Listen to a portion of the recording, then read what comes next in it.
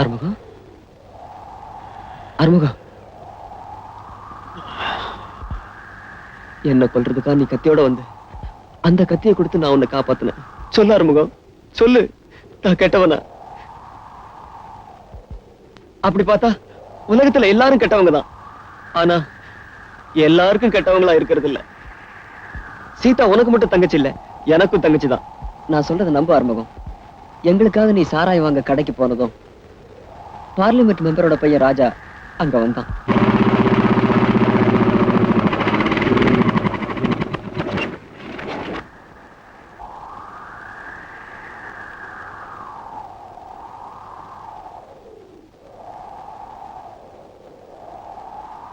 நீ வெளியே போயிருக்கிறதையும் வீட்டுல உன் தங்கச்சி தனியா இருக்கிறதையும் அவன் தெரிஞ்சுக்கிட்டான். உன் தங்கச்சியை பார்த்ததும் அவன் புத்தி மாறிடுச்சு.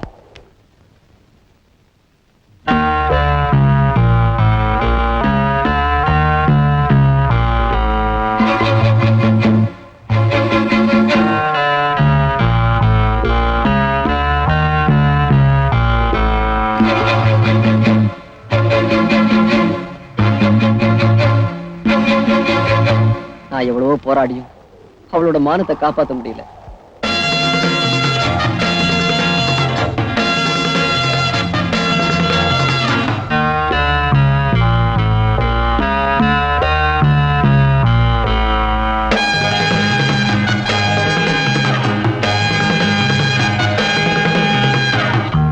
நடந்த உண்மைகளை உன்கிட்ட சொல்றதுக்கு முன்னாடி நீ ருத்ரமூர்த்தியை கொலை பண்ணிட்டு ஜெயிலுக்கு போயிட்ட.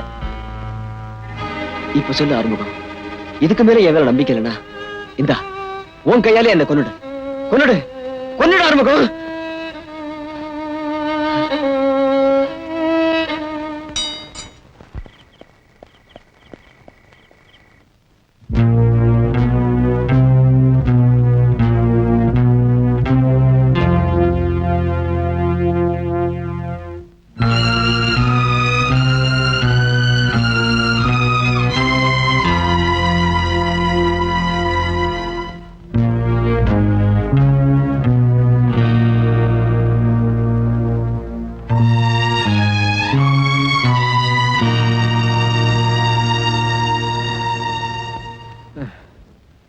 எங்க கிளம்பிட்டீங்க?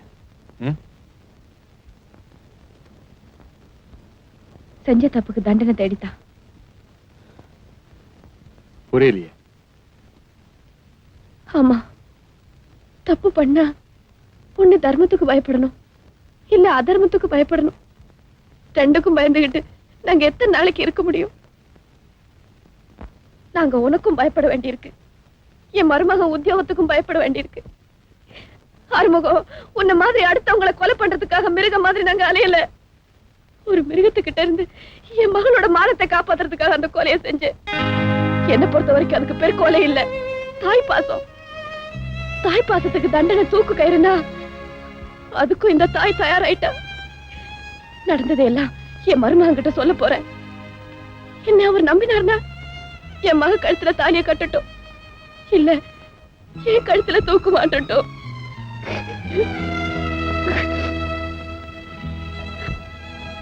அப்போ கொலை பண்றதுக்கு வெறி மட்டும் காரணம் இல்ல, பாசமும் கூட ஒரு காரணமா இருக்கலாம்னு தெரிஞ்சு வச்சிருக்கீங்களே. Thank you very much. அது ஒரு தாய்க்கு மக மேல இருக்கிற பாசமா இருந்தா என்ன, இல்ல ஒரு அண்ணனுக்கு தங்கச்சி மேல இருக்கிற பாசமா இருந்தா? நான் என் கதையை பத்தி சொல்றேம்மா.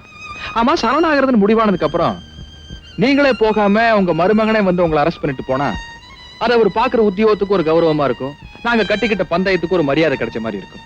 போன் பண்ணட்டுமா? பண்ணலாம்ல?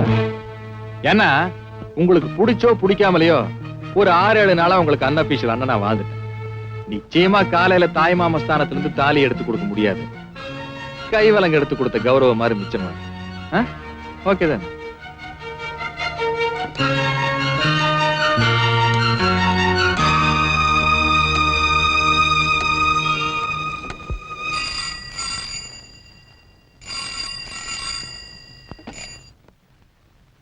இன்ஸ்பெக்டர் பாலு, நீங்க தேடிட்டு இருந்த கொலைகாரன் நாளைக்கு மத்தியானம் 12 மணிக்கு அவனே போலீஸ் ஸ்டேஷன்ல வந்து சரண்டர் ஆயிரும். ஓகே?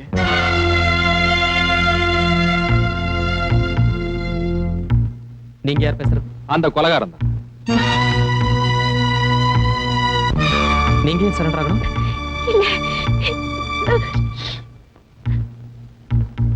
ஒரு நாட்டு போட்டு தான் நீங்களா வந்து பிடிப்பீங்கன்னு வெயிட் பண்ணி பார்த்தேன். மனுஷனுக்கு செம போர் அடிச்சது. சரி, ஏன் உங்களை டிஸ்டர்ப் பண்ணணும்னு தான் நானே வந்து சரண்டர் ஆகலான்னு ஒரு முடிவு பண்ணேன். நான் சொல்றத கேளு. இது பாரு. கொஞ்ச நேரத்துக்கு சும்மா இருங்கம்மா. கொஞ்சம் பொய் சொல்ற.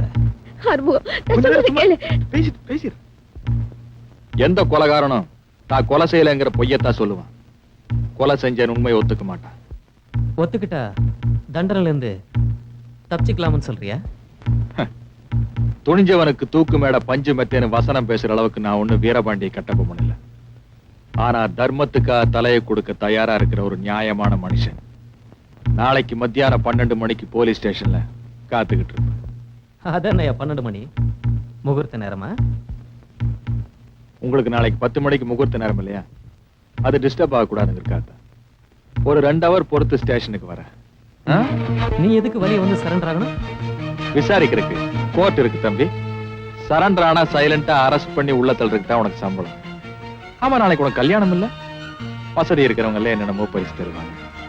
நான் வசதி இல்லாத, அதனாலதான் என்னையே பரிசா தரு. ஒரு சின்சியரான போலீஸ் ஆபீசருக்கு ஒரு கொலைகாரன் கிடைக்கிறத விட சிறந்த பரிசு இருக்க முடியாதுன்னு நான் நினைக்கிறேன். நீங்க என்ன நினைக்கிறீங்க? That's absolutely correct.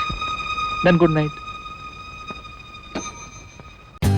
For more updates, like, comment, subscribe to our channel. Hey darlings, గంటని click చేయడం మర్చిపోకండి.